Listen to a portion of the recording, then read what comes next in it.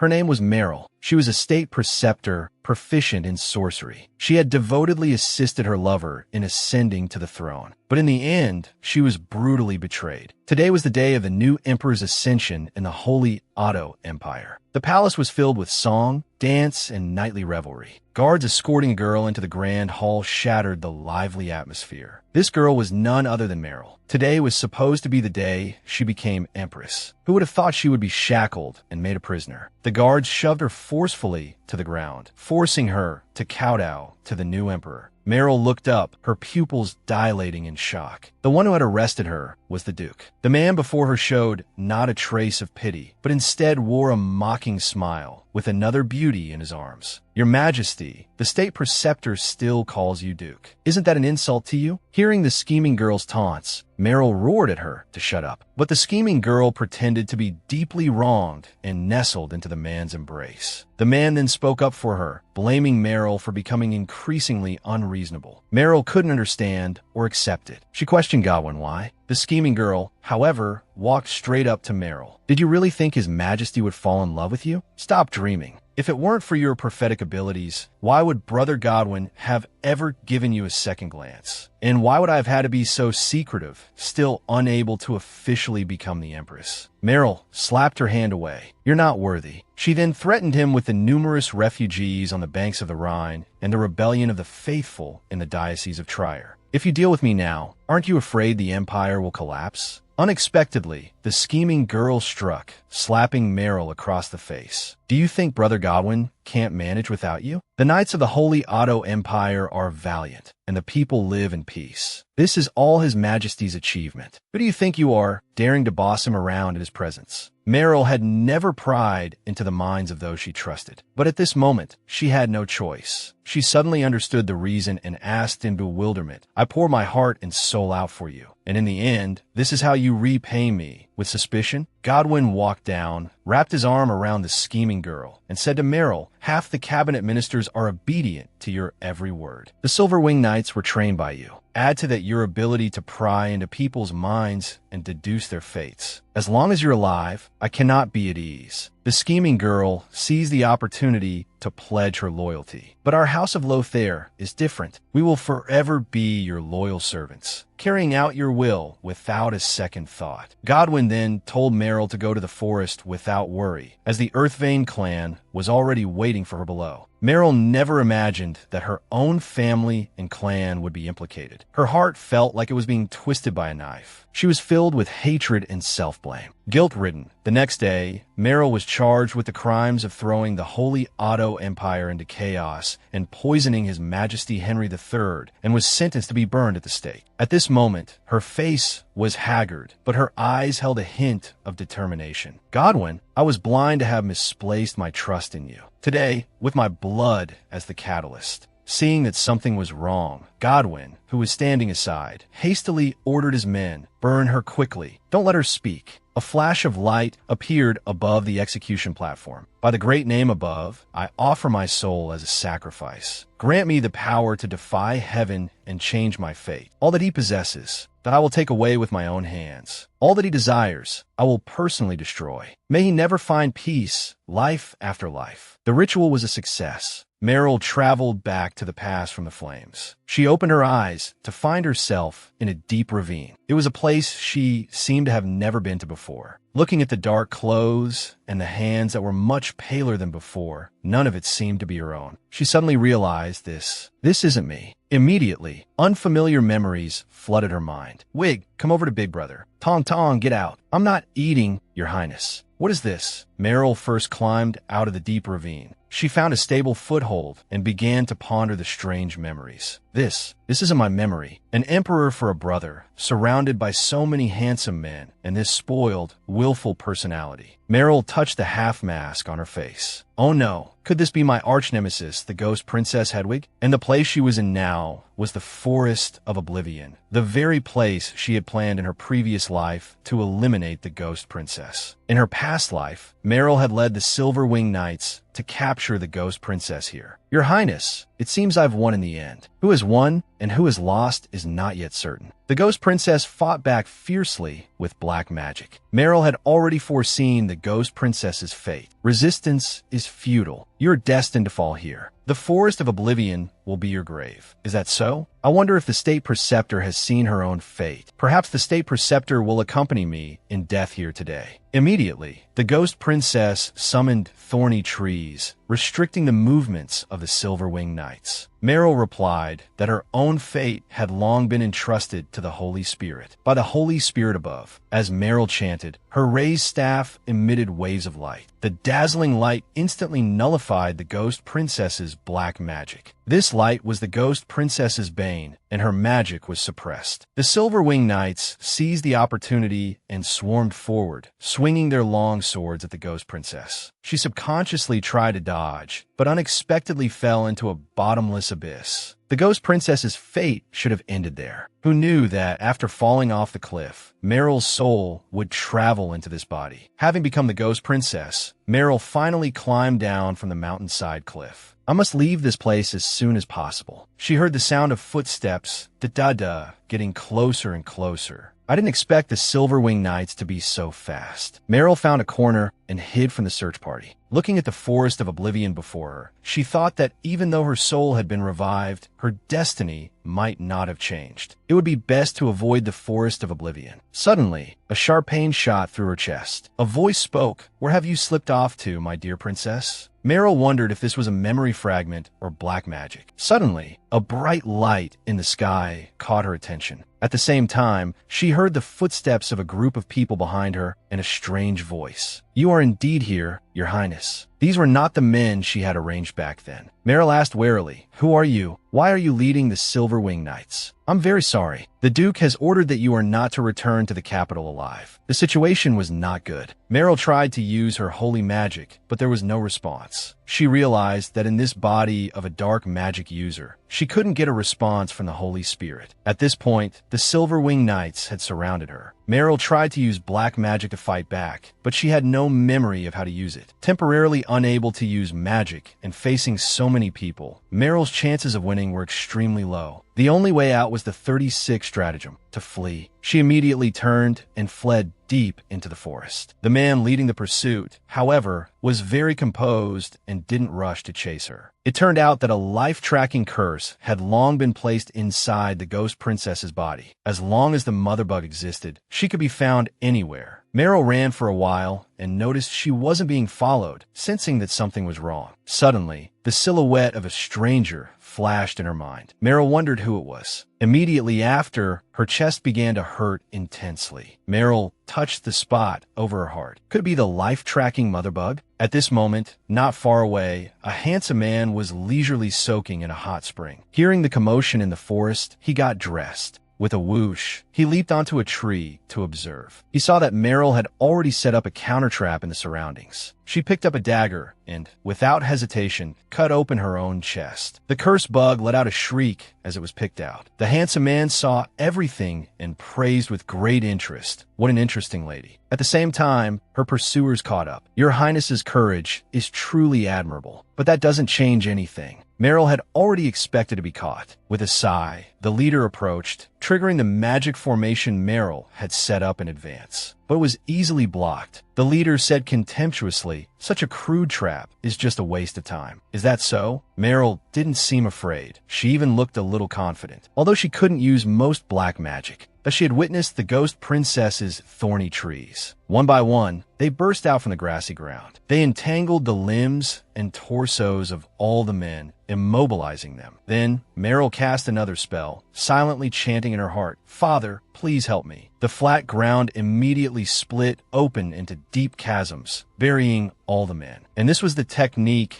of the Earthvein clan of the forest, which Meryl could still barely use. Victory was within her grasp, but then a giant python emerged from the crevice. The leader stood on its tongue, directing it and vowing to kill her. Meryl was in disbelief. How is this possible? Written all over her face. At this moment, she was in despair, slumping to the ground. How could it be a sorcerer from the Ghost Soldier Squad? It was too late by the time she realized it. Rest assured, Your Highness, I will let you savor the pain of being tortured. After the leader finished speaking, the snakes lunged savagely at Meryl. She watched as she was about to become food for these beasts, but she was helpless. Meryl had reached her limit. She thought resentfully, even if I've become the ghost princess, can I not escape this fate? Suddenly, two flashes of light struck. Blood stained the ground. The ferocious python from a moment ago was instantly decapitated. Haha, trying to slaughter a lady. That is so ungentlemanly. The leader roared angrily. Who are you to dare interfere in the Duke's affairs? A mere duke is worthy of being mentioned before me. The imposing man replied bluntly. Hearing the man's response, the leader faltered. Just who are you?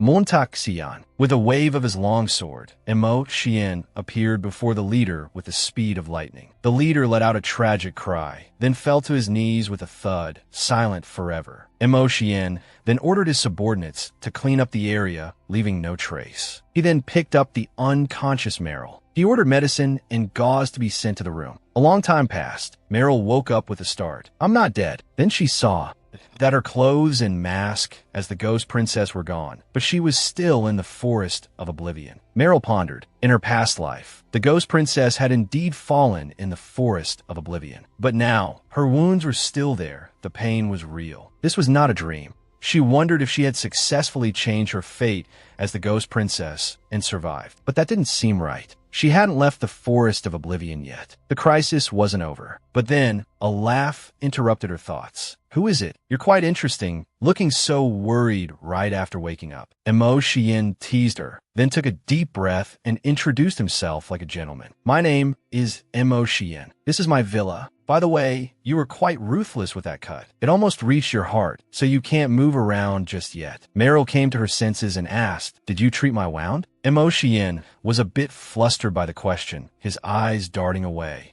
Well, there are no girls around, so I had no choice. Meryl pulled the blanket tighter. Desperate times call for desperate measures. Thank you. Wait, you said your name is Emo Xian? Emo Xian, the heir of the Azure Prince? Meryl suddenly became agitated. Montak Xian nodded. You know me? Meryl knew clearly from her past life that Emo Xian, the heir of the Azure Prince, that was frail since childhood and eventually died of illness. The time of his death was just a few days after the ghost princess's death. Meryl thought, since Emo Xian is also in the forest of oblivion, perhaps he was the one who got caught up in the hunt for the ghost princess and was killed. After all, the ghost soldier squad was mobilized. It wouldn't be difficult to stage a murder as a death by illness. If that's the case, I might get him killed in the next few days. Emo Xian stared intently at Meryl's worried face, then slowly moved closer. He suddenly flicked Meryl's forehead with his finger, saying she was worrying too much, which wasn't good for her recovery. Meryl felt this wouldn't do. She had to leave this place as soon as possible. She muttered to herself, Godwin and the Ghost Soldier Squad are not to be trifled with. Staying here will implicate you. Emo Xian pretended not to hear. He pressed her down with both hands. You just focus on recovering. Leave the rest to me. Emo Xian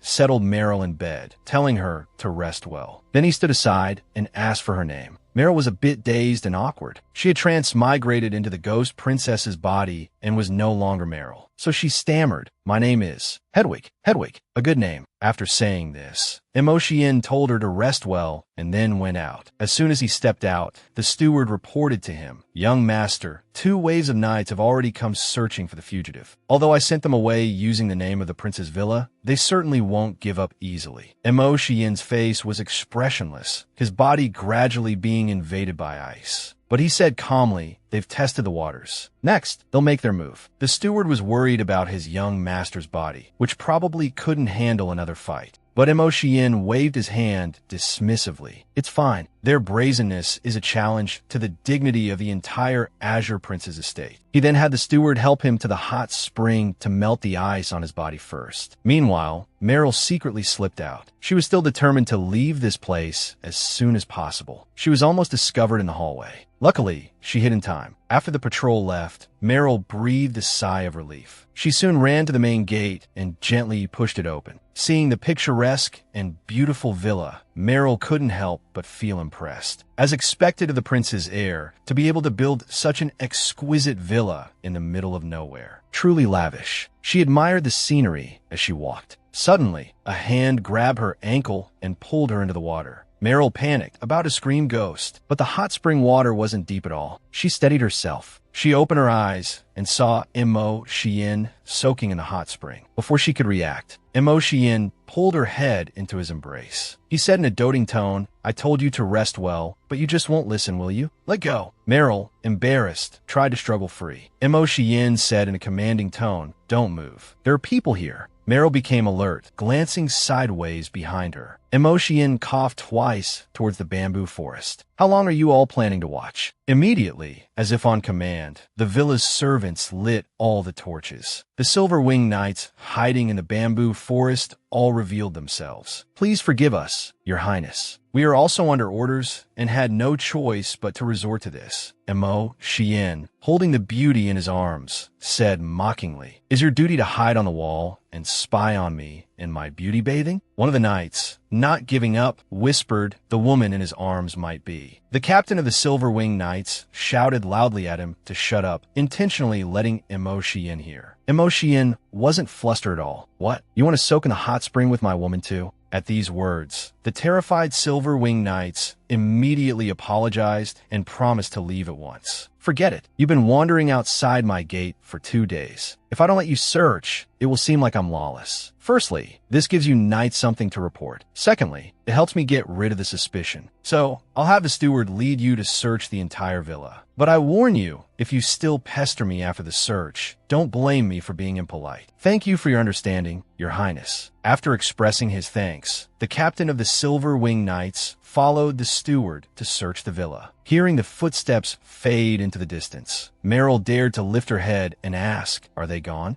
Seeing the beauty emerge from the water, Imo Shien actually felt a bit shy and turned his head away. Meryl saw blood seeping from her wound. She thought it might be because she had soaked in the water for too long. Imo Shien reassured her. "This hot spring has powerful healing properties. That's just the wound healing." Hearing him say that, Meryl felt that it indeed didn't hurt as much anymore. At this moment, the steward came to report that the men had been sent away. Miss Hedwig's mask and clothes were destroyed in advance. They couldn't find anything. A big question mark appeared over Meryl's head. "Destroyed? Did you get my permission?" Imo Shien looked at her troubled expression and found it cute. He walked over and draped an outer robe over her. "Don't worry, I'll compensate you tenfold for the clothes." With that, he carried Meryl back to the room. Looking at so many women's items in front of her, Meryl couldn't help but exclaim, "I never thought a grown man like you would have such a large walk-in closet for a girl." Imo Shien coughed to hide his embarrassment.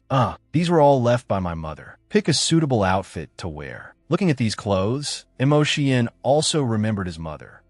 Such a big room can't be wasted. This place must be filled with cute little dresses. "Mother, you don't even live here. My dear little baby, you're recuperating here. Of course, Mommy has to come see you often." At this moment, Meryl had also changed her clothes and opened the curtains. "This one will do. It's convenient and practical." Imo Shien's eyes lit up when he saw Meryl. "Thank you for these past 2 days, but it's time for me to go," Meryl said unhurriedly, walking to the window. "You've already decided?"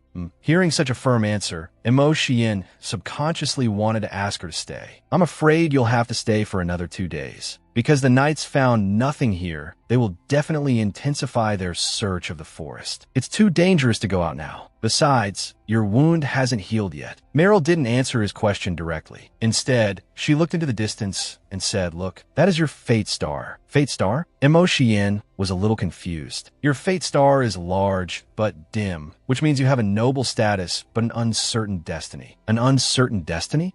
That description fits me perfectly." Imo Shien didn't refute it, agreeing with her assessment. Meryl continued, "You are the prince's heir. Your future should have been peaceful and smooth. This is the misfortune I've brought upon you. You saved me, and I don't want to get you killed. So, I will leave tomorrow morning." After speaking, Meryl turned and left. Imo Shien scratched his head, thinking, this woman really just does as she pleases. But remembering Meryl's words, he was somewhat moved. A slight smile played on his lips. What a stubborn woman. At that moment, neither of them knew that Imo Shien's fate star had begun to grow large and bright. Early in the morning, Imo Shien had a carriage prepared for Meryl. "Since you've decided, I won't stop you. The carriage will take you to the Burgundy border. No one dares to stop my carriage. Thank you. Meryl expressed her gratitude solemnly. Then she got into the carriage. Before leaving, she couldn't help but stick her head out and shout, I hope you'll take care of yourself. Farewell, until we meet again. Imoshien smiled and waved, acknowledging her words. The steward suddenly remembered something and said to Imoshien in shock, Young master, you haven't soaked in the hot spring at all today.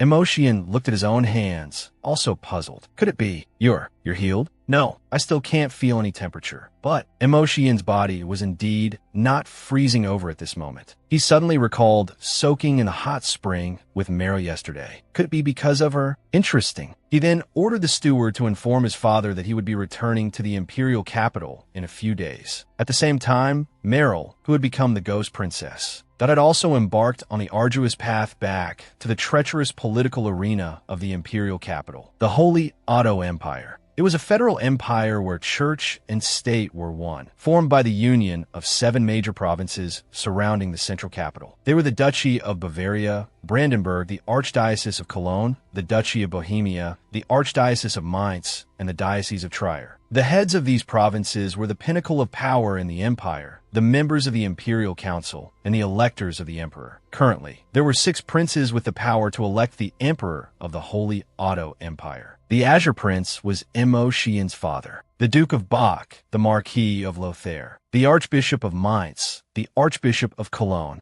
and the Archbishop of Trier. When the current emperor passed away, these 6 would vote to choose a successor from the imperial line. Meryl was getting closer and closer to the place of her revenge. Reborn into a new life, she would never back down, even if the path ahead was full of cliffs and precipices. Soon, she arrived at Yorktown. This was a key trading hub on the north-south route. From here, it was only a 3 or 4 day journey north to the imperial capital. Make way, make way. Move to the side. Meryl wasn't clear what was happening, so she asked a passerby and learned that the Prime Minister's wife's convoy had arrived. Every 4 years on this day, the Prime Minister's wife would bring the newly adult family members to the chapel of the courtyard of Holy Light for their baptismal rites. The Prime Minister's wife's baptismal rites. Meryl had a sudden realization. This is the Lothair family's chapel massacre. In her previous life, on April 5th of the 221st year of the imperial calendar, the family of Prime Minister Marquis Lothair went to the chapel of the courtyard of Holy Light,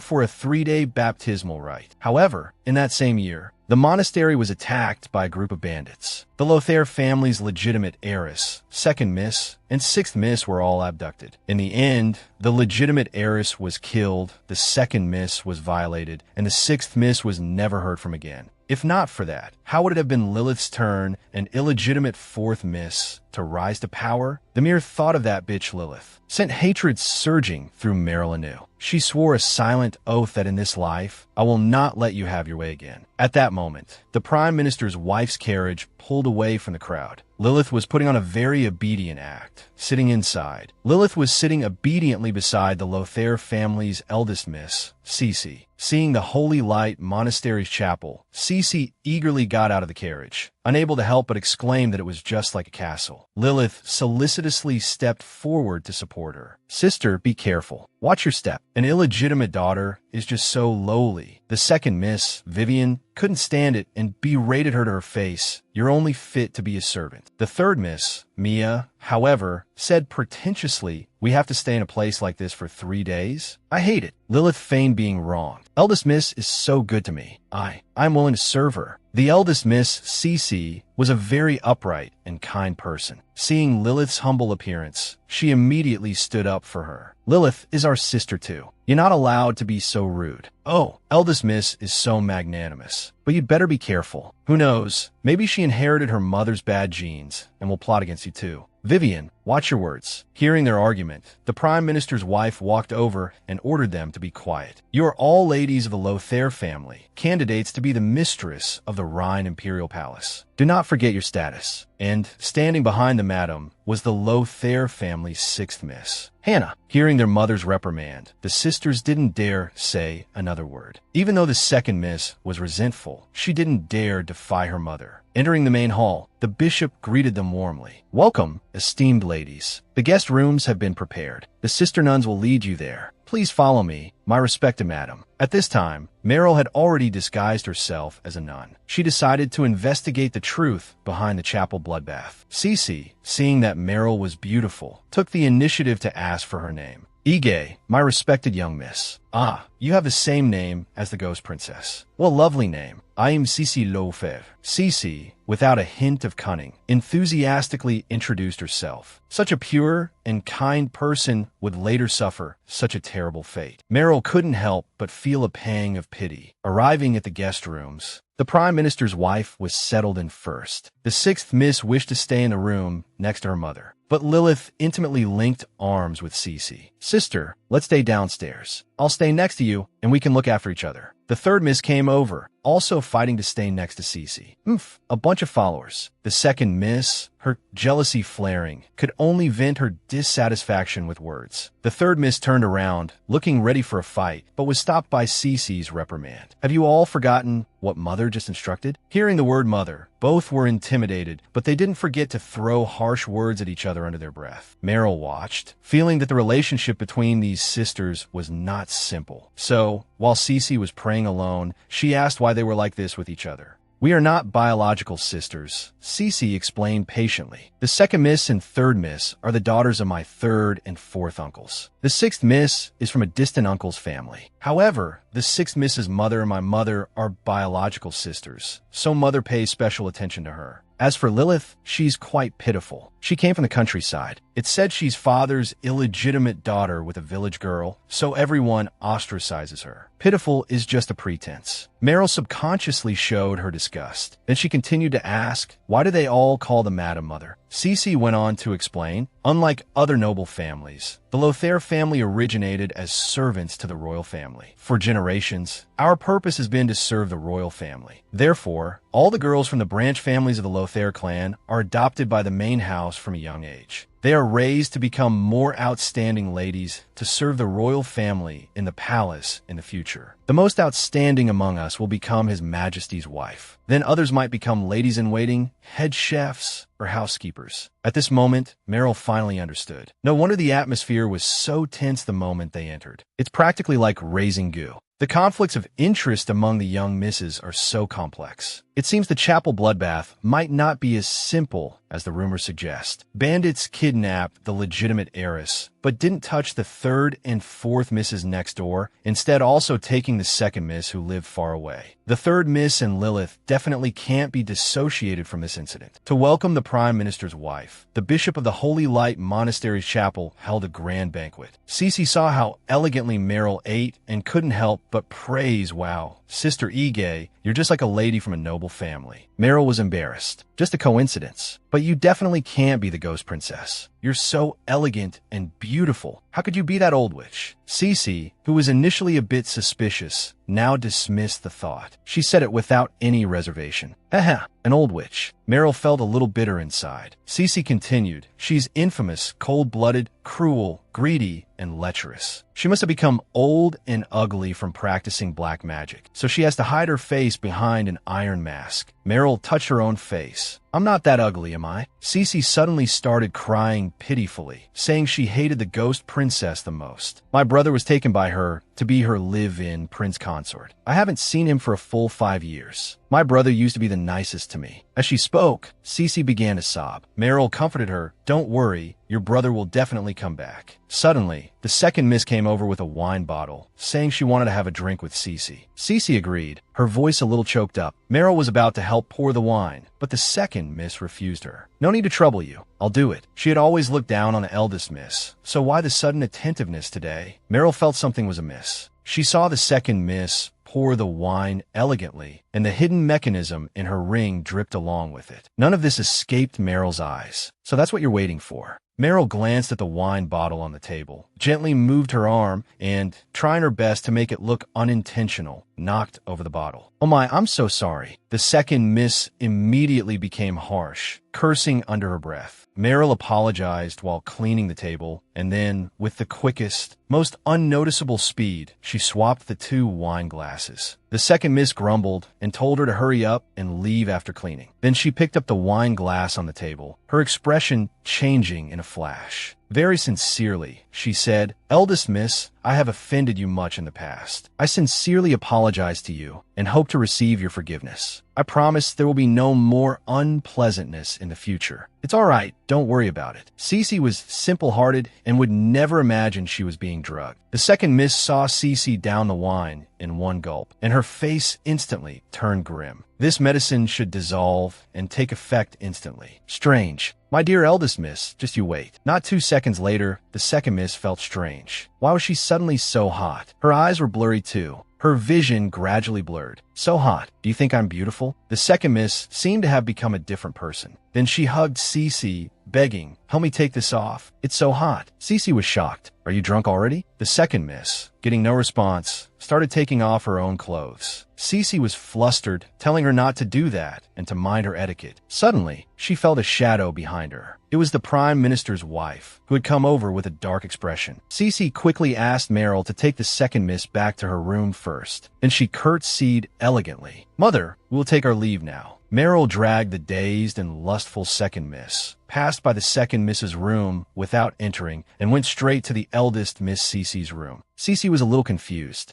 This is my room." "That's right. We're not going to her room. We're going where she's supposed to go," Meryl answered firmly. Before this, she had already carefully considered the second Miss's intentions. It was obvious. Give Cece an aphrodisiac, then stage a scene of catching her in the act to ruin the eldest Miss's reputation. Now, all they had to do was wait for the rabbit to walk into the trap. It was a good opportunity to let Cece see the wickedness of the world. She was once the grand sorceress of a nation, proficient in witchcraft, who helped her lover ascend to the throne, only to be betrayed and burned alive. Unexpectedly, she was reborn into the body of her arch-nemesis, the Ghost Princess, on her way back to the political stage of the Holy Otto Empire. She accidentally got involved in the Lothair family's bloodbath. Meryl placed the disoriented second miss on the bed, then hid in the wardrobe with Cece, waiting for the trap to be sprung. Cece, seeing the second miss's discomfort, wanted to go out and take care of her. Meryl told her to be quiet and not to speak. Someone was coming from outside the door. The person who came was a guard from the Prime Minister's manor. He tiptoed in. The second miss eagerly embraced him from behind. But the guard said, "Don't be impatient, my eldest miss." Hearing the newcomer call her eldest miss, Cece was extremely shocked. Faced with the second miss's passionate invitation, the guard began to devour her like a hungry wolf. Cece couldn't bear to watch and was about to go out and stop it, but Meryl held her back. The second miss set this trap herself. She should suffer the consequences she deserves. The following scene is not for minors. The deed was done, but no one came to catch them in the act. Instead, the guard stuffed the second miss directly into a sack and carried her away. Meryl finally understood. The bandit incident from her past life. So this is how it happened. She quickly rushed out of the wardrobe and told Cece to stay put and not go anywhere. But Cece grabbed her and said she wanted to go too. She said this was aimed at her, and if she didn't dare to face it, she wasn't worthy of being the Prime Minister's legitimate heiress. Seeing that Meryl didn't agree, she pitifully promised not to be a burden. Only then did Meryl relent, making her promise to ensure her own safety. This way, the Lothair family wouldn't be manipulated by those with ulterior motives. At this time, the guard had taken the second miss deep into the woods. He whistled. The real bandits appeared one by one. The guard threw the sack on the ground. A bandit questioned why there was only one. The guard confidently said he had arranged to meet the second miss here, and she would soon deliver herself to their door. The bandit opened the sack and saw that this person was completely different from the one that Lord had described. The guard also panicked. How could it be the second miss? He turned to leave, saying he would immediately go get the eldest miss's head. Unexpectedly, the sixth miss appeared here at this moment, asking what he was doing. The guard wasn't flustered. Instead, he asked Hannah why she had come so early. Hannah saw her second sister in a sack and heard the man in front of her say he was going to kill her sister Cece. She was bewildered. The man before her had promised to run away with her tonight. Hannah couldn't wait a moment longer and had come out early just to see this man.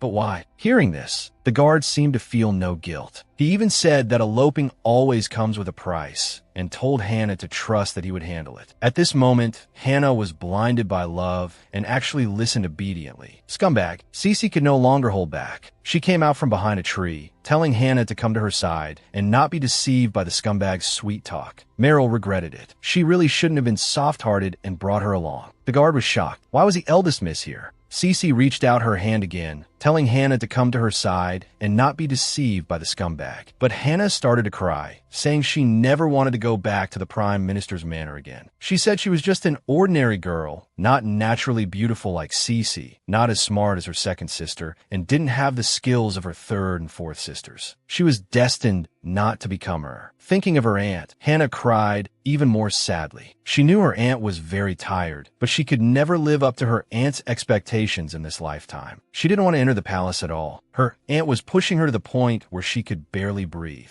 Only by this man's side did she feel free. It was the first time Cece had heard Hannah say these things, and her feelings were also complicated. If you don't want to enter the palace, I will help you plead with Mother. But that scumbag is just toying with your feelings. Just now, he gave Vivian to you. Hearing this, Hannah's face was full of disbelief. How could this be? The guard knew his plot was exposed. His true nature revealed. He pushed Hannah aside. Then he said to Cece, "Since you've delivered yourself to my door, I won't be polite." She was once the grand sorceress, second only to one and above all others. Now she was reduced to a mere nun. To save the eldest miss of the Lothair family, she was being chased by a group of ghost soldiers. Just a moment ago, Meryl used a thorn spell, binding the bandit who was about to attack Cece. The guard, seeing the situation was not good, directly locked his target on Cece. He thought that as long as he got rid of Cece, all problems would be solved. But Cece was not timid. Instead, she took a fighting stance. Her brother was the #1 knight in the imperial capital. Of course, she was no slouch either. She leaped forward, pouncing like a fierce tiger descending the mountain, and pinned the guard to the ground. Meryl was shocked to see Cece's fierce and tiger-like moves. After dealing with these small fries, the next step was to wait for the mastermind to deliver himself to their door. Meryl had already guessed who the culprit behind this was, and was waiting for the hypocritical mask to be torn off. But she suddenly realized that with Cece's abilities, it was impossible for her to have died at the hands of a mob in the previous life. Just as she was thinking there must be an ambush, a cold arrow suddenly shot from behind. Meryl shielded Cece and was hit by the arrow. For the sake of mobility, Meryl endured the pain and had Cece help her break off the arrowhead first. Combined with the spell she had just cast, her old wound on the other side also split open. Seeing Meryl's condition, Cece angrily shouted into the woods, sneaking around, shooting arrows from the dark. "You have no knightly spirit. If you have the guts, come out and fight." "Ha!" Accompanied by a mocking laugh, several men appeared, dressed in black and gold robes and crocodile armor, with purple fire and ash emblems on their clothes. The ghost soldiers squad again. Meryl's eyes filled with hatred and alarm, surprised to see the ghost soldiers here. In the last life, Cece died, Lilith became the legitimate heiress, and shook hands with Godwin. Godwin ascended to the throne. So that's how it is. Meryl finally understood. So that dog and bitch had been together from the very beginning. They created a bloodbath to promote the bitch, then used the bitch to make the Prime Minister switch sides. And finally, both ascended to the throne. What a brilliant scheme. What a clever move. At this moment, the leader of the ghost soldiers even feigned shame, saying it was a last resort against a witch. Meryl saw that the newcomer was a familiar face from her past life and rejoiced inwardly. Truly, heaven never seals off all paths. So she said sarcastically, "So it's the eternal second place in the Rhine martial arts competition, the reject from the Imperial Guard, Godwin's loyal dog, the Rose Knight Geraint. It's not surprising you'd commit such a knightly act." Geraint looked embarrassed. "My lady is joking." "Joking? Someone like you, who competes every year but loses to her brother every year, the second best knight in the capital, can only bully his little sister from the shadows, right? On the surface, you're so self-righteous and protective of your reputation, but who knows how much dirty work like this you've done behind the scenes." Nonsense. Geraint, exposed in public, became furious. "Did you have the guts to have a duel with me? Let's see how much stronger the #1 knight's sister is than you." Cece took the opportunity to issue a challenge. Geraint scoffed. What a foolish goad. But as a knight, his honor forced him to accept Cece's challenge. So he ordered his men to arrange a horse and sword for Cece. Without a second word, Cece's eyes were firm as she spurred her horse towards Geraint. The two swords clashed with a crisp sound. Cece, being a girl, lacked the strength of a man, and her sword was easily knocked away. Seeing the great disparity in their strength, she immediately turned her horse, grabbed Meryl's arm, pulled her onto the horse, and galloped away. Meryl used a thorn spell to immobilize the ghost soldiers, preventing them from catching up immediately. Watching the receding figures, the ghost soldiers were helpless. Geraint picked up his bow and was about to shoot another arrow from the shadows, but a flash of Cece's voice from earlier appeared in his mind, and he stopped his action. Once the thorn spell disappeared, he ordered his men to give chase. They finally made it back to the monastery. But the monastery is full of family members. They can't deal with the ghost soldiers. Let's go around to the town. They won't dare to act recklessly there. Hearing Meryl's words, Cece nodded obediently. Then she went around. Unexpectedly, as they turned the corner, they were almost caught. Meryl forced herself to cast magic, but with so many enemies, her blood loss and limited mana were taking their toll. She hadn't expected to be pursued so closely, so she decided to let Cece keep running. Don't stop. She then rose from the horse's back and leaped, tackling the pursuing Geraint. Fortunately, she and Geraint crashed through the window of the library across the way. Both of them fell into the library. Meryl gritted her teeth against the pain and sat up. A footstep slowly approached. Honestly, why are you covered in injuries every time I see you? Meryl's eyes widened. Emotion, what are you doing here? Emotion saw her wound and complained. All that good medicine was wasted. Then he asked quizzically, how did you become a nun after just a few days? Meryl then remembered she had to deal with the troublesome guy. She tried to break free from him. Emotion told her not to push herself. Leave the rest to me. He placed her on a nearby sofa, then looked at Geraint with eyes full of killing intent. You did this. Emotion had no interest in Geraint's identity. He just coolly drew his longsword. With incredible speed, he instantly slashed across Geraint's chest. With one move, he left his opponent with no power to retaliate, collapsing to the ground. Meryl watched this display, dumbfounded. The scene changes. Emotion helps Meryl pull out the arrowhead. He shyly recommended himself to apply medicine for Meryl. It's not the first time, anyway. Meryl wasn't shy either. Brace yourself. This is the MO family's special hemostatic powder. It stings a bit, but it works very well and won't leave a scar, Emotion reminded her gently. For Meryl, who had endured the pain of being burned at the stake, this little sting was nothing. As soon as the medicine was applied, Meryl continued to press Emotion on why he was here. It turned out he was here for this magic book. It was said that this book contained the magic the Saintess used to save the world back then. Saying this, he handed the book to Meryl for her to take a look. Maybe you can see something. Meryl flipped through it seriously. Although the material and text were very ancient, it really was just an ordinary holy book. Just as she was about to make a final judgment on the book, a reaction from the Saintess's power suddenly began to reveal itself within the book. At this moment, Meryl still had unfinished business and no time to ponder it slowly. So she returned the book to Emotion, telling him that there were indeed traces of magic in the book, and she would help him study it carefully when she had time. After Emotion explained his purpose for being there, in exchange, he also wanted to know the reason for Meryl's disguise as a nun. Meryl was in a difficult position, not knowing where to begin. Sister,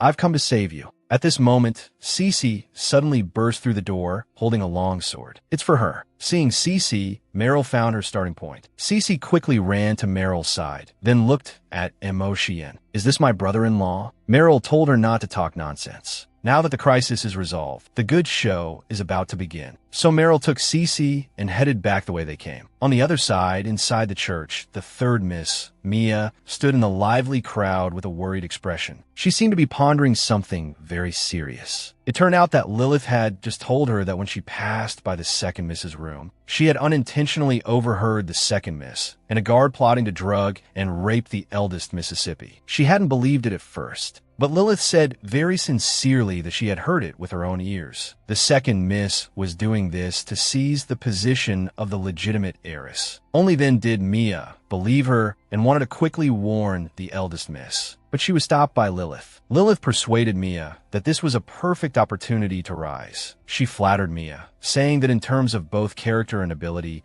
she was the most suitable person for the position of legitimate heiress. As long as the eldest Miss met with misfortune, and the third Miss stood up to expose the second Miss's evil deeds, the position of the Prime Minister's legitimate heiress would be in her grasp. Hearing this seemingly flawless plan, Mia was tempted, but her heart was still hesitant. Lilith continued to whisper in her ear, saying that the second Miss brought this upon herself. She also promised to help bribe the guard to deal with the second Miss as well. At that time, all Mia had to do was persuade her mother to take everyone to the scene. Under the watchful eyes of all, the two disgraced misses would have no way to recover. This way, she could obtain the position of legitimate heiress without lifting a finger. After an internal struggle, Mia finally bowed to her ambition. So she walked straight to the Prime Minister's wife, pretending to be very flustered. The Prime Minister's wife sternly ordered her to speak up. "What's with this flustered look?" Only then did Mia get closer and say that she had just seen the eldest Miss seemingly being intimate with a guard. The Prime Minister's wife was furious upon hearing this. Mia was frightened, but she insisted that she had seen the eldest Miss take the initiative to kiss him with her own eyes. The madam told her to shut up and say no more. Then she looked around for Hannah, wanting Hannah to find Cece. Mia sensed that the Prime Minister's wife didn't want to blow the matter up. If this was resolved privately, then everything would be for nothing. Thinking of the position of legitimate heiress, which was almost within her grasp, Mia decided to go all out. So she began to say loudly, "Mother, I really saw it with my own eyes. The eldest Miss was being intimate with a guard, and they went out the back door. If you don't believe me, with everyone here as a witness, let's all go to the back mountain to catch them in the act." Everyone present stopped what they were doing, shocked by her words. The Prime Minister's wife's face turned grim. "If that's the case, then let's all go to the back mountain and have a look." Mia thought her goal was achieved and was secretly pleased with herself. Unexpectedly, the Prime Minister's wife seemed to see through everything, staring at her with cold eyes. "Mia, for the sake of rising, you would even disregard the face of the Prime Minister's manner." Mia panicked and wanted to explain quickly, but found she had no excuse. At this moment, Lilith solicitously walked to the Prime Minister's wife's side to support her. She turned back and didn't forget to mock Mia, that fool. At this point, Mia had collapsed to the ground. She still didn't know that she was just a pawn. Arriving at the back mountain of the church, they saw the tied-up bandits and guard, and Hannah crying miserably while holding the second Miss. The Prime Minister's wife's brows furrowed tightly. She demanded to know what had happened. Hannah tearfully said she didn't know what was going on either. She only knew that the second Miss was abducted by them and then violated. The eldest Miss defeated the bandits to save them, but was then ambushed, and then they all headed towards the town. The Prime Minister's wife heard all this, but couldn't grasp the full picture. After a moment of thought, she ordered someone to help Hannah and the second Miss back to rest. All other guards were to search for the eldest Miss in the direction of the small town and ensure her safe return. Then she turned back and asked Mia to explain. Seeing this, Mia dropped to her knees with a thud. She was scared. "Why is this different from what was agreed upon? Hannah said they were abducted, yet you claim to have seen the eldest Miss having an affair. Cece's fate is unknown after saving her two younger sisters. Yet here you are, slandering her. Mia, what are your intentions?" The Prime Minister's wife interrogated Mia, looking down on her. Only then did Mia suddenly realize she had been used. She knelt and begged the Prime Minister's wife, saying she had been framed. "It was all designed by Lilith. It was Lilith who made me frame the eldest Mississippi. It was all Lilith's idea." Lilith immediately started crying pitifully. "Third sister, how can you make such baseless accusations? I never directed any of this. I can take the blame for other things, but framing the eldest Miss is such a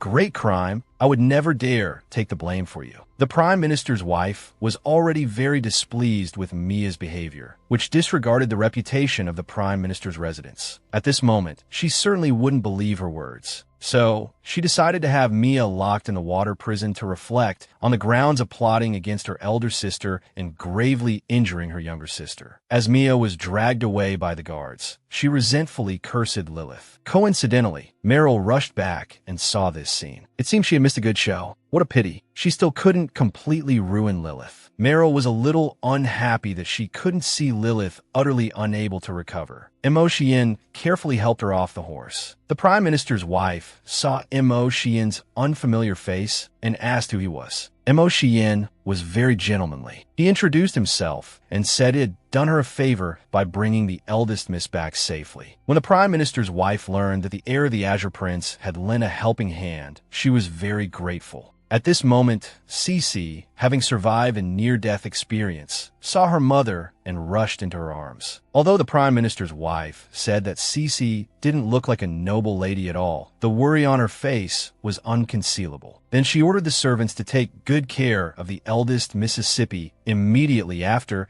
she humbly invited Mo Xian to return to the monastery to talk. So, Mo Xian accompanied the Prime Minister's wife and left first. Lilith suddenly ran over and said insincerely, "Sister, it's so good that you're all right." But Meryl, without any hesitation, gave Lilith a hard slap. Cece, at the side, was a little surprised, not understanding why Meryl did that. Lilith, as usual, pretended to be aggrieved and asked, "Sister, why did you hit me?" So pretentious. Meryl slapped her across the face again. Being slapped twice by a nun for no reason, Lilith finally couldn't keep up the act and started cursing. But Meryl directly grabbed Lilith's jaw, preventing her from speaking. Then she leaned close to her ear and whispered a warning. "You escaped this time, but don't think I don't know about your secret schemes. I like to see what other tricks you can pull." After speaking, she pushed Lilith to the ground. She turned and reminded Cece, "Some people have malicious hearts and are best at pretending. Don't be deceived by their hypocritical surface. In essence, she is an untamable venomous snake." Lilith clenched her fists as she realized that her perfect plan had been ruined by a nun. She wondered who this nun was and secretly swore to repay today's humiliation 100, 1,000 times over. Meanwhile, somewhere in the imperial capital, a mysterious man was painting elegantly. Kneeling before him was a trembling ghost soldier. The man questioned calmly, "So, your entire plan was ruined by a nun, and you even lost your ain't?" The ghost soldier answered humbly, then carefully explained, "It all happened too fast. We clearly had the upper hand at the beginning, but who knew Mo Xian would show up out of nowhere?" Hearing it was a nun and Mo Xian again, the man became interested. He then changed the subject, asking if Hedwig had been found. The Silver-Winged Knight, suddenly called upon, was a bit flustered but answered truthfully, "Not yet. It's as if she vanished into thin air." Vanished into thin air? The man found it unbelievable. The Silver-Winged Knight said, "We still suspect Mo Xian is hiding the princess." The man began to think seriously. Mo Xian again. He was in the Endless Forest, and he was at the Repentance Chapel. A nun who could easily see through Lilith's interlocking schemes, turn the tables on her, and deal with a deputy of the ghost soldiers along the way. Such a sharp eye, such a decisive style. "Is that you, my dear princess?" The man said, looking at the portrait of Princess Hedwig that he had painted himself. Having prevented the tragedy at the Repentance Chapel, Meryl sat alone on the roof, staring blankly at the starry sky.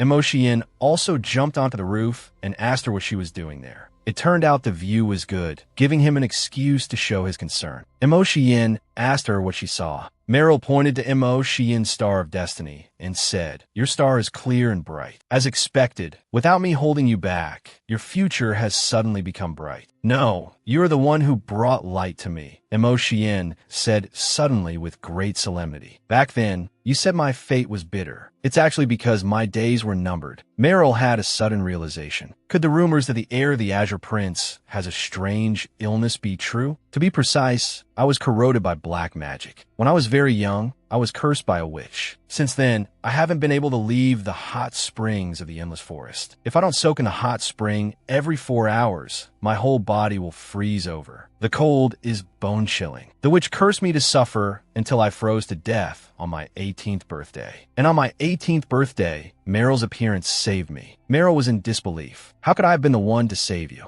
Mo Xian continued to explain, "It was because of your blood. That day in the hot spring, your blood seeped into the pool. Since then, although my body temperature hasn't returned to normal, my body has never frozen over again." Meryl wondered to herself, could it be because of the ghost princess's witch constitution? There was indeed a legend that a witch's curse does not work on another witch. Then, Mo Xian took out that magic book, saying his father had sent him here to retrieve it in order to completely cure his illness. Meryl took the book. This book had indeed caught her attention. It contained some kind of forbidden magic. She immediately opened the book and began began to feel the magical energy overflowing from it. And this energy was actually from her past life, from her birth to becoming the grand tutor of a nation, and finally, the experience of being tragically executed by fire. Meryl felt both pain and emotion in her heart. To think the Holy Father still remembered her. Emotion noticed Meryl's emotional state was off and quickly asked with concern what was wrong. And at that very moment, all of Meryl's holy magic returned. She was too excited for words and blurted out, "The healing method recorded in this book is..." "What is it?" Emotion asked eagerly. Meryl suddenly came to her senses. She couldn't tell him everything about herself just yet, so she made an excuse that the book recognized her as a follower of the Holy Father and taught her some healing spells. "Oh, is that all?" Emotion sensed Meryl was hiding something and asked doubtfully, "What else?" Meryl had no intention of explaining it clearly to him. Hearing this, Emotion didn't plan to ask further. He narrowed his eyes and said, "All right, you call the shots. You've saved me twice, so your illness is on me," Meryl said with a confident look. Emotion was to return to the imperial capital early the next morning. He was just wondering where he could find Meryl in the future when Meryl volunteered to go with him.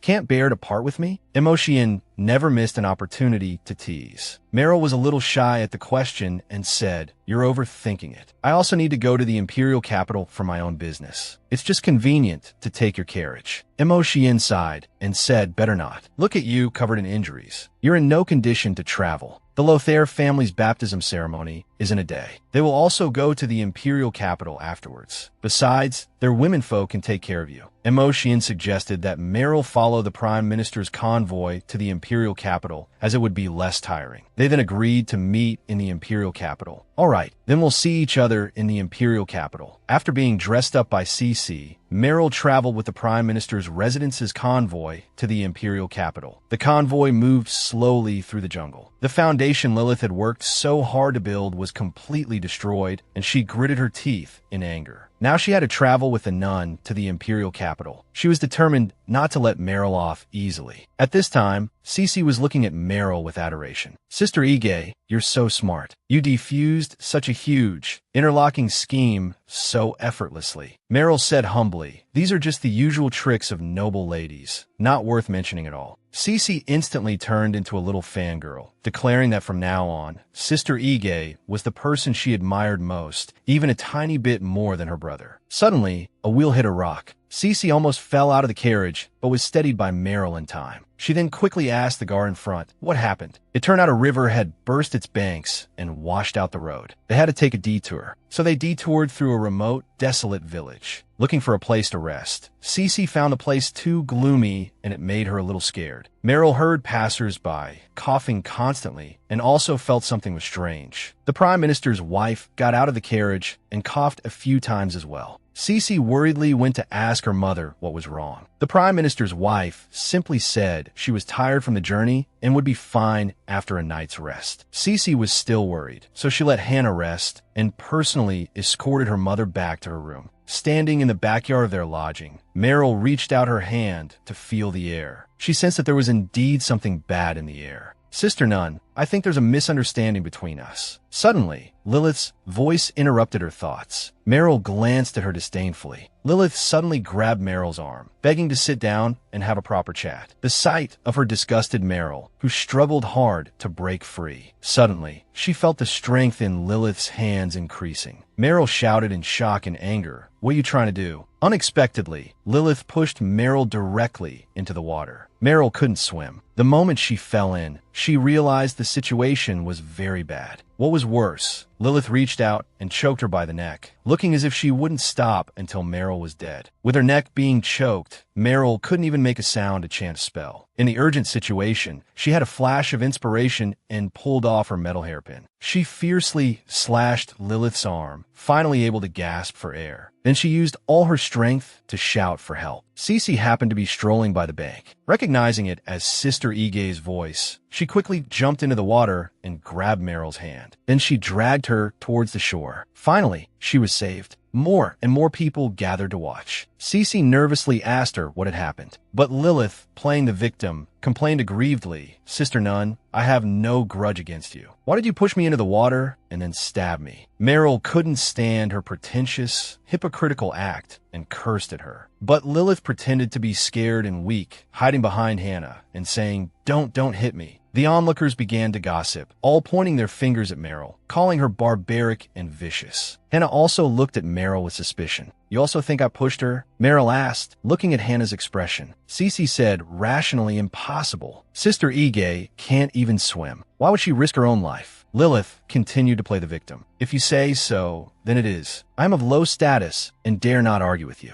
Then she ran off as if she had been greatly wronged. Meryl looked with disgust in the direction Lilith had left and mocked, still pretending to be an innocent white lotus. Now the crowd of onlookers erupted like a hornet's nest, with some supporting Lilith and others supporting Meryl. Lilith, who had run far away, also stopped. Her expression instantly turned sinister and smug. She was seen taking a pill and then gloated inwardly. "To think we'd end up here by a strange twist of fate. Heaven is truly on my side." Soon after, Meryl also started coughing. She realized it seemed to be the water here. The quality was bad. And the Prime Minister's wife had been very weak ever since arriving, taking to her bed to rest early on. There was definitely a problem with this place. Meryl was seen chanting, "Holy Light's protection." She then coughed up a mouthful of fresh blood. Cece worriedly asked about her condition. "It seems I've been poisoned. The air and water here are both toxic. The madam is old and has weak resistance, while I swallowed a lot of water, so it took effect quickly. And this poison is very strange. Even the Holy Light spell can't cure it." Hearing about the poison, Cece became very nervous and said they must get a physician to take a look. The innkeeper's wife nearby overheard their conversation, looking somewhat surprised and dazed. It turned out all the physicians here were dead. Just last year, God sent down a divine punishment, and the Black Death spread throughout the town. Many people died from the illness, including the physicians. The Black Death. This is trouble. However, the innkeeper's wife gave them a piece of information. She said they could go to the castle outside of town to find Baron Henry. Although he had a strange temper, he was a good person. This town was saved by him. The innkeeper's wife's husband had contracted this disease and was saved by him. It was just a pity that a few days after he recovered, he died of a heart attack. Cece suddenly gripped Meryl's hand. "I don't care if this Baron Henry is strange or not. I'm going to get him right now." Meryl was touched and wanted to go with her. And so, the two girls walked through the desolate jungle outside the town. It was too gloomy here. Cece felt a sense of dread and was a little scared. Meryl suddenly put out her hand, telling Cece to wait and not to walk any further. Not far away stood a dark figure. Looking closely at its face, it was a terrifying, eagle-like face. Cece was so scared, she almost screamed. Luckily, Meryl stopped her from making a sound in time. "Calm down." Then the two of them quietly moved closer to see what was going on. They saw a group of mysterious people, all wearing masks, surrounding a platform. Then a sack was placed in the center of the platform. When the sack was opened, a human face was revealed inside. One of them raised a scalpel. He stabbed straight at the person in the sack. Blood splattered out. Seeing this, Cece thought it was a monster eating a person and screamed. The crows on the branches were startled by her voice and flew into the sky in flocks. The group of mysterious people also looked in the direction of the sound. Meryl comforted Cece, "Don't be afraid. That group isn't monsters, they're people." At the same time, the leading mysterious person was approaching them. When he got closer, he first made a surprise sound, then slowly took off his mask. Under the mask was a fair and handsome face. The mysterious man smiled and called out to Meryl, "Your Highness, the princess." This address startled Meryl. Hearing this, Cece stared at him with suspicious eyes. But the mysterious man continued, "Seeing that your highness is safe and sound, I am relieved." Meryl turned and saw the man's face clearly. Memories of Princess Hedwig flooded her mind. It was the third prince consort. The third prince consort told her not to be so formal. "Just call me Terrence as usual." Cece had a look of disbelief. The sister she had always admired was actually the ghost princess. Meryl began to apologize embarrassedly. "I'm sorry for hiding it from you all this time. I am that old which you mentioned." Having spent so much time with Meryl, Cece felt that the legends about the vicious princess were all false. A sister so gentle and beautiful can't be an old witch. Meryl gently patted Cece's head and promised to let her brother come home to reunite with her. Lance couldn't believe the princess had such a gentle side, so he asked which family's young lady Cece was. Cece Lothair, I've met you, Mr. Lancelot. Hearing it was the Lothair family, Lance was shocked. Isn't her brother the first prince consort? Then he whispered in Meryl's ear, back then, you went to great lengths to control his political influence. Now you can just let him go so easily? Meryl said, righteously, forcing him to stay by my side won't win his true heart. Isn't that right? Lance was stunned. Is this really Her Highness the Princess? Since when did she become so reasonable and so gentle? Could the princess be ill? He even suspected he was hallucinating. Then Meryl suddenly asked what they were doing. Lance snapped back to his senses. It turned out he had heard about the Black Death outbreak here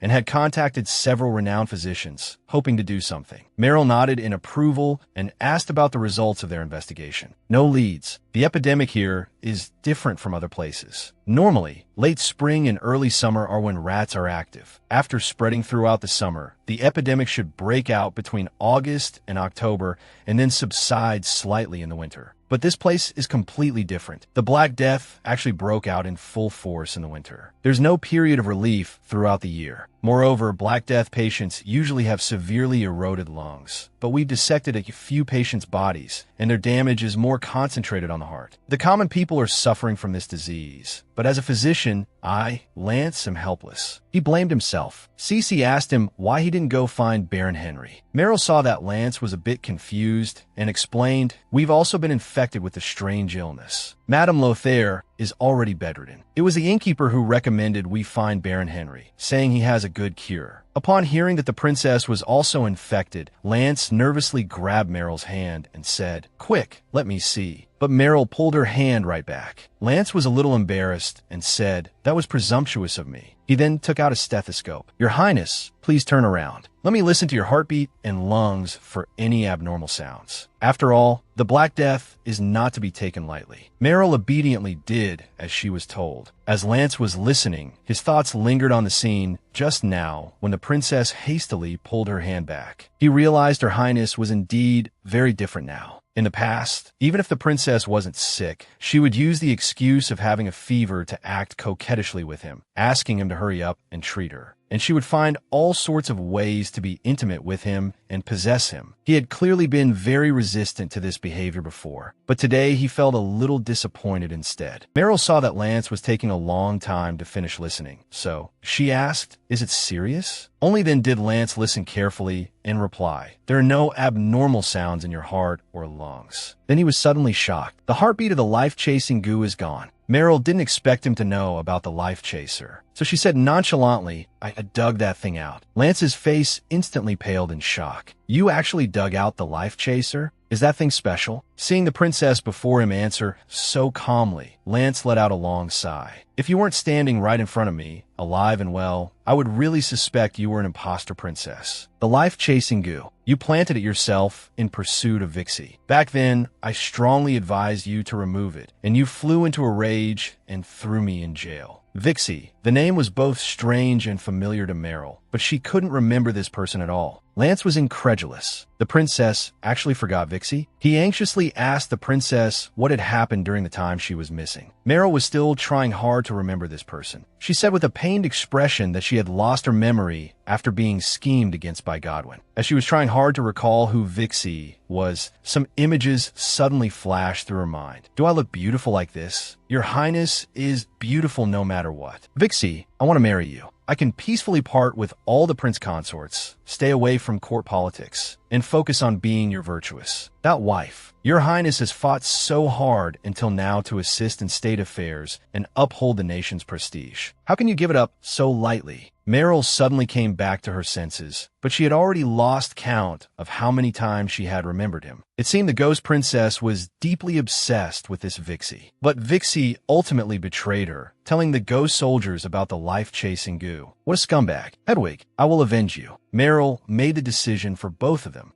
Seeing this, Lance asked about Meryl's condition with concern. She answered simply, "I just had some unpleasant memory fragments flashback." Lance suggested that she return to the Imperial capital and expose herself to a familiar environment, which might help her memory. At this time, Cece looked worried and asked Lance about Sister Ige's condition. Although her heartbeat and lung sounds are normal, her body is very weak. The symptoms of the Black Death here are really strange. Even I am somewhat at a loss. Meryl suggested that Lance go with them to find Baron Henry, saying he might be able to provide some ideas. Soon, the three of them arrived at the castle outside the town. The line of people seeking treatment was surprisingly long. Suddenly, a maid came out and rudely shouted, "You're next." The patient seeking treatment was not angered by the maid's attitude. Instead, he knelt at the door and kowtowed in thanks to Baron Henry. Lance was very angry when he saw this. How can a physician insult a patient like this? Cece whispered a reminder. The innkeeper's wife said, "Baron Henry has a strange temper. Getting treatment is what's important. Don't annoy him." At this moment, a patient suddenly ran out of the room, excitedly saying he had recovered. The man seemed to have been reborn, running out full of life. Lance was shocked. How is this possible? Even a divine medicine couldn't make a Black Death patient recover so robustly. Meryl also felt this was a bit too exaggerated. Only Cece had a look of admiration, praising. Now that's what you call a miracle doctor. Hearing this, Lance, the #1 physician in the Imperial capital, shot her glance. Cece suddenly realized there was a problem with what she had said and quickly explained that she didn't mean to mock him. Then Lance walked through the crowd and knocked on the door. In response, someone from inside the room snapped, "If you want to see the doctor, get in line. Stop making a racket. I am Lancelot, a physician from the Imperial capital. I've heard that Baron Henry has made great achievements in treating the Black Death and have come especially to discuss and learn. Please be so kind as to inform him." Unexpectedly, after hearing Lance's identity, Baron Henry actually let them in. After entering the castle, the maid told them to wait a moment, that Baron Henry would be right there. Cece, driven by curiosity, started rummaging through things in the room. Meryl told her not to touch anything. "It's fine, as long as the young lady likes it." A voice suddenly came from the doorway. It was the master of the castle, Baron Henry. "Lancelot, I've long heard of your name." Lance was about to return the courtesy politely, but Henry ignored him completely, brushed past him, and reached out to grab Meryl's hand behind him. "Your lordship, your actions seem somewhat inappropriate." Lance's voice was tinged with anger as he saw this, but Henry was unconcerned. He sniffed Meryl's hand. "This young lady is infected with the Black Death. We must deal with it as soon as possible." Cece exclaimed in admiration. "His lordship is amazing to know just by sniffing." Hearing this, Henry suggested that since Cece had been in contact with the patient for so long, she should also be examined. He then ordered the servants to prepare the operating room and take the two young ladies there. Seeing that series of actions, Lance felt that this Henry was indeed a bit strange. After leaving the room, Henry walked directly into another room. "They're here. Exquisite, truly an exquisite beauty. So beautiful, I almost lost my composure on the spot. It would be such a pity to just kill her." At this, Henry's face revealed a lewd and sinister expression. It turned out he was a member of the Ghost Soldiers. He had received an order to wait here from Meryl, and the one who gave him the order was none other than Lilith. "Lilith, it doesn't matter what this old lecher does to them. Just make sure they don't leave here alive." If you enjoyed watching, remember to like and follow. As the nation's Grand Tutor, he maintained his moral integrity. Unexpectedly, she was reborn as Princess Hedwig, who had 4 prince consorts. Not only that, she was also nearly victimized by a wretched old man. Just moments ago, Meryl, together with Cece, went to see the famous Baron Henry for treatment. Meryl cautiously observed the surroundings. Cece saw the candlelight on the wall and with an infatuated look, praised Baron Henry for being so clever to focus the candlelight in such a way. Then, Henry closed the door to the operating room. He told them to quickly lie down on the beds, then handed them 2 pills. Meryl stared at the pill for a few seconds and still put it in her mouth. Beside her, Cece had already taken the pill and immediately felt dizzy and sleepy. Henry explained that this was a powerful anesthetic that would ensure they felt no pain during the procedure. Time passed, second by second. Henry called out Meryl's and Cece's names one by one. After making sure they were both asleep, he began to laugh wildly. Haha, they're all mine. Immediately after, he reached out with his filthy hand and touched Cece's smooth and delicate cheek. Gradually, his hand started moving downwards. With a lecherous expression, he grabbed Cece's hand and began to sniff it like a dog. Suddenly, a dark figure attacked him from behind. His neck and wrist were completely restrained. Just as he was panicking in shock, Meryl's voice was heard. Disgusting, filthy, despicable, vile. Are you even worthy of being a physician? Hearing this, Henry was shocked. You're not asleep? You in this place are strange in every way. How could I possibly take your pill so easily? It turns out from the very beginning, when he said his medicine required only one pill to not only cure the illness, but also eliminate the need for recuperation, Meryl already felt something was wrong. This medicine was too miraculous. It was simply not something a physician could achieve. And Lancelot had once told her a profound saying, tending to an illness is like raising a tiger. A moment of carelessness can lead to eternal damnation. Even a divine physician like Lancelot still revered diseases. How could an unknown like Henry possibly possess such a divine medicine? At this moment, the restrained Henry struggled while arguing sophistically. That's because Lancelot's skills are mediocre. My medicine not only instantly cures illnesses and resists all poisons, it can also strengthen the body and increase combat power. The medicine I developed can change the entire world. Do you remember the patients who came in before you? As soon as he finished speaking, he was seen stepping on a mechanism on the floor. The entire house began to shake and tremble. The previously seamless wall panels began to move. Following that, several burly men walked out from within. These are the patients I specially selected, the ones with the best reaction to the drug. Not only did they recover quickly, but their potential was also most thoroughly unleashed. Henry then ordered these burly men to attack Meryl. Seeing this, Meryl urgently summoned a thorny tree, trying to block them. However, these men completely disregarded the pain. They actually tore apart the thorny vines with their bare hands and broke through. This scene was unbelievable to Meryl. She watched as the burly men charged over maniacally. A holy light shone from Meryl's hands. She used a holy light protection spell to block these men, preventing them from getting close. But unexpectedly, these men completely disregarded their own safety and desperately rammed it with their bodies. The sound of the impacts reached the ears of the third prince consort, Lancelot. He began to search for Meryl and Cece's location. Unexpectedly, this third prince consort had no sense of direction. He actually got lost in the castle, but he still persevered, searching every room. The scene that appeared in the next second left him utterly shocked. The room was filled with various human organs. On the floor sat a group of dying patients, as well as a youth lying on a bed, his body festering, hovering between life and death. Scene after scene, it was simply hell on earth. I hope everyone will give lots of likes and support. This place is experiencing a living hell. Various human organs were displayed on the tabletops. On the beds lay youths who had been used for experiments. As a physician, Lancelot couldn't bear to see these people suffer. So without a second word, he took action, performing surgery on a dying patient on the bed. Your kidney has become diseased. I will remove a part of it for you. It won't be very painful. He heard a cough from behind him. He immediately turned to comfort them. Just bear with it for a moment. You have symptoms of a pneumothorax. I'll perform an incision for you right now. He was overwhelmed, taking care of so many patients by himself. But it seemed he thought of something. Meanwhile, Meryl was still fighting alone. Beside her, Cece, due to the anesthetic, hadn't been woken up despite the huge commotion. Before long, Meryl was pinned down by two burly men. She tried to make these men recognize the reality of the situation. However, these men were as if brainwashed. Not only were they grateful to Henry for giving them a second life and willing to become his puppets, they were also proud of the great power they now possessed. One of them was seen violently pushing Meryl's wrist away and then grab Meryl's neck. In an instant, a feeling of suffocation spread through Meryl's entire body. Henry hurriedly ordered him to be gentle. Don't choke her to death. She watched as this old lecher slowly approached. Suddenly, a memory flooded into her mind. A man was forced into the water by two robbers, desperately crying for help. In that instant, an incantation was heard. "O earth, settled deep within the ground, possessing the soul of winter, grant me your freezing wrath." The clear water surface was seen instantly freezing 3 feet deep, securing the fallen man so he wouldn't drown. "From this day on, you are mine." Meryl extracted the key information from the memory. "O earth, grant me your freezing wrath." As soon as she spoke, the burly man's arm and hand were frozen solid. Before he could react, Meryl used both hands with force and snapped the